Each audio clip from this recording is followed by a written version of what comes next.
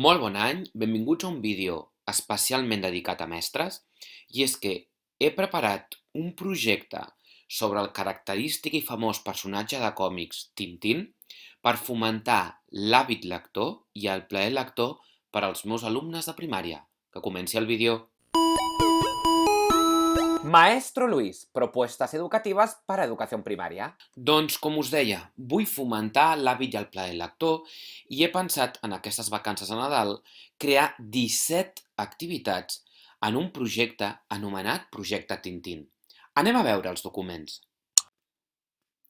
Primer de tot, aquí tenim la tapa, que direu no hi ha res, perquè serà aquesta il·lustració que l'imprimiré a color, la retallaré per les línies que he marcat, de tal manera que l'alumne tingui una miqueta de primer repte que sigui muntar aquest trencaclosques i quan el munti el podrà enganxar aquí, a la seva tapa. Després començarem a conèixer els personatges. I és que aquí he posat només els principals, o sigui, Tintín, Milú, el capità i el professor, i també he inclòs els Fernández, no? Aquests policies que són bastant, sapastres. I llavors, el que hauran de fer els nostres alumnes és, aquí tenen la descripció de cadascun dels personatges. L'ha de llegir, retallar-la i enganxar-la al costat del personatge corresponent. I després una primera expressió escrita de, en aquesta primera presa de contacte, quin és el teu personatge preferit fins al moment que acabem de començar el projecte, que després la teva opinió pot canviar, però almenys com a primera impressió. Després, per començar a entrar en terreny del còmic, els he posat 8 il·lustracions. Estan desordenades, però veureu que aquí, en petites frases, he fet la història, l'he reconstruïda la història. I el que hauran de fer serà, sí, retallar aquestes imatges i enganxar-les al requadre corresponent. Per exemple, els Fernández decideixen obrir un paquet misteriós, doncs busquem la il·lustració on els Fernández, que és aquesta, decideixen obrir un paquet misteriós.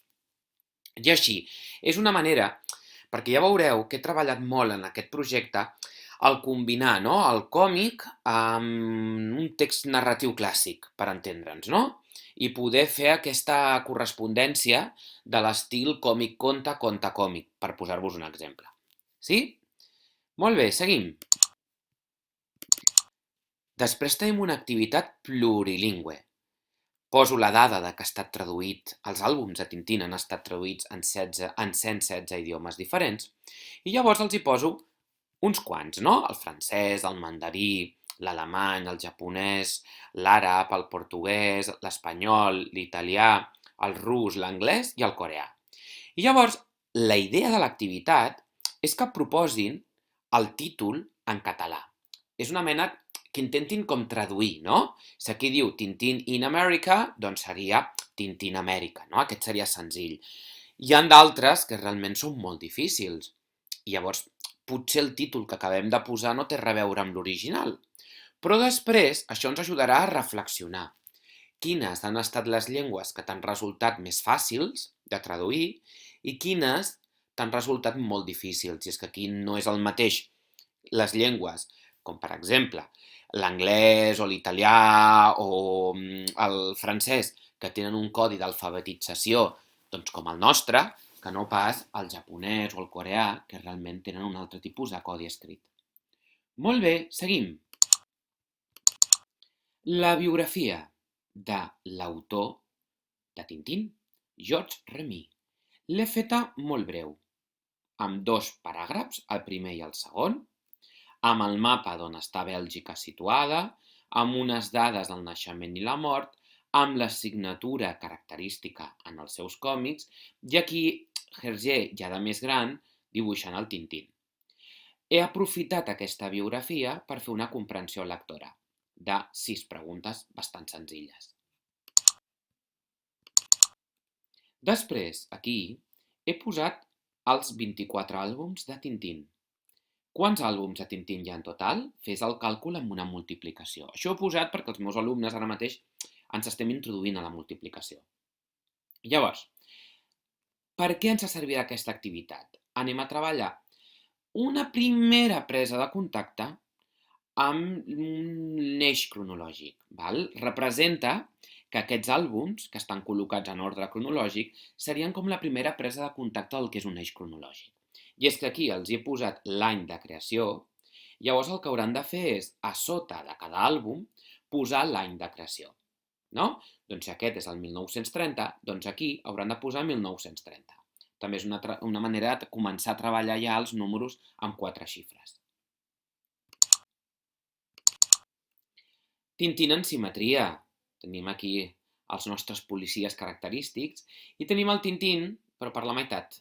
I hem de fer l'altra meitat. Aquesta és una activitat més de dibuix, de descongestionar una miqueta del codi escrit i dedicar-nos a la simetria i ben acurada. Comencem ja entrant al terreny de l'estudi del còmic, un dels objectius principals d'aquest dossier.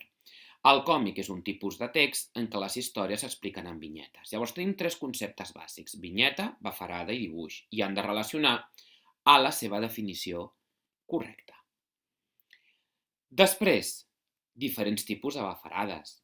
I aquí el que hauran de fer és escriure dins de cada bafarada la funció que fa cada bafarada. Per exemple, si diu crit, el crit el posaríem aquí. I és aquesta bafarada en forma estrellada, no? En forma de llamp, té la funció d'anunciar, de comunicar, doncs, o sorolls o crits. Les onomatopeies. Aquí he posat una sèrie d'onomatopeies i aquesta activitat està superxula.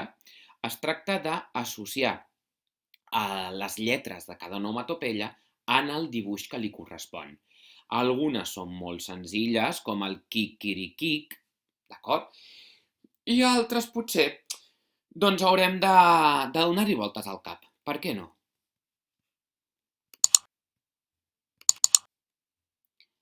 En aquesta, la número 10, comencem a inventar-nos diàlegs.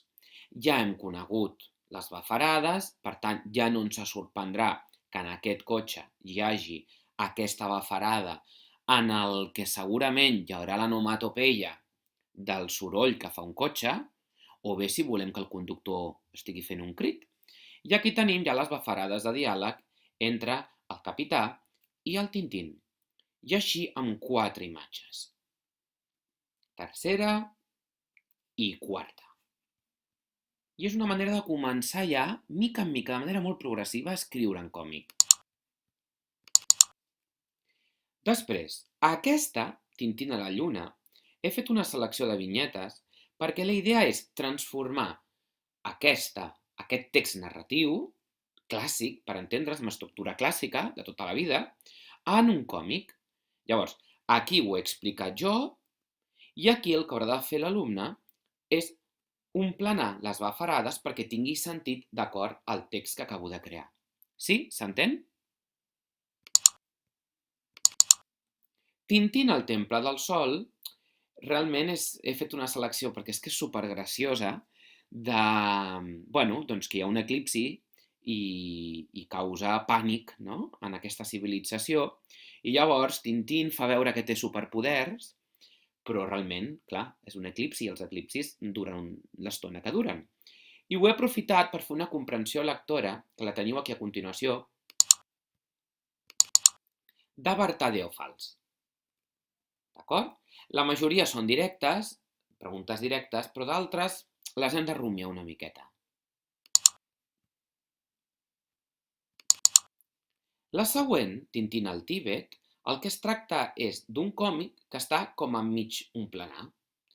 Llavors, l'alumne ha de seguir el fil conductor de la història, tant amb les vinyetes, en el sentit de les il·lustracions, com en aquelles bafarades com aquesta o com aquesta que ja estan escrites, i omplenar les que falten. I així, el que esteu veient és que estic treballant el còmic d'una manera molt progressiva, molt a poc. Anem construint aprenentatges. I ara tenim 2 feines que he proposat per treballar les hipòtesis, val? Tant al Tintín al Congo com a la següent que veureu.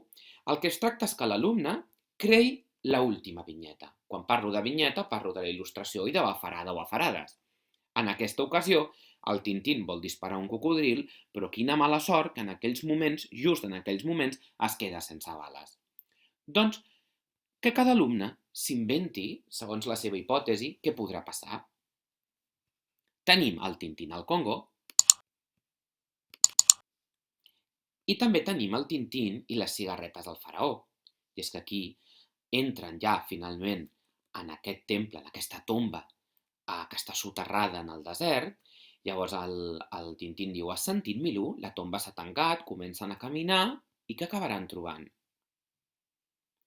Us he posat també les solucions, que les tindreu aquí, perquè pugueu consultar realment el que seria la vinyeta original que segueix, però no té per què fer-la l'alumne tal qual. És a dir, aquí el que es tracta és una miqueta doncs, que fem un plantejament d'hipòtesis i que l'alumne després les pugui contrastar i veure si han estat molt en sintonia amb la vinyeta original o no.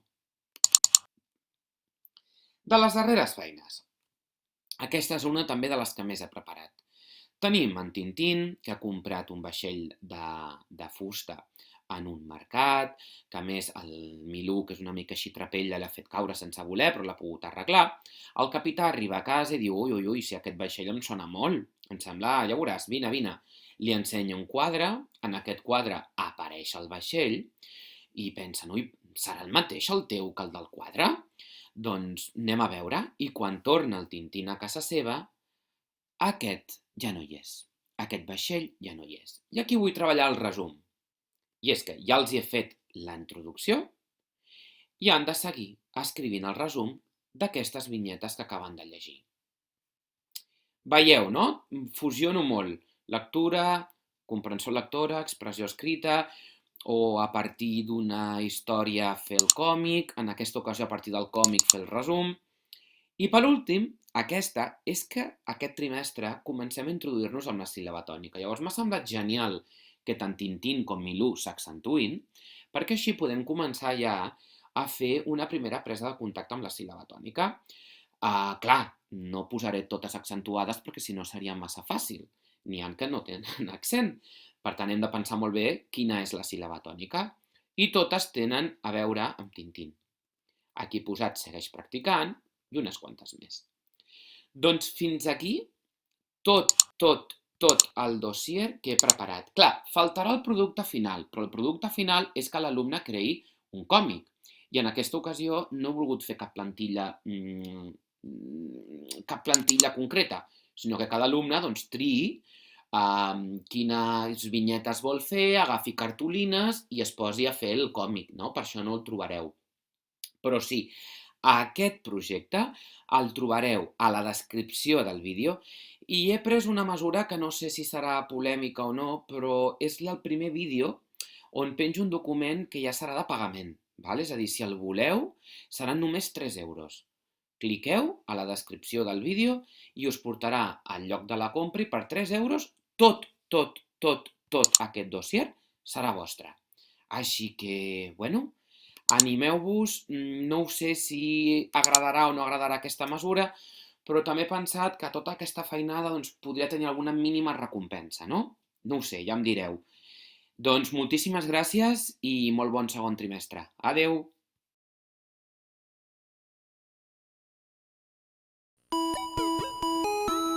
Maestro Luis, propuestas educativas para educación primaria.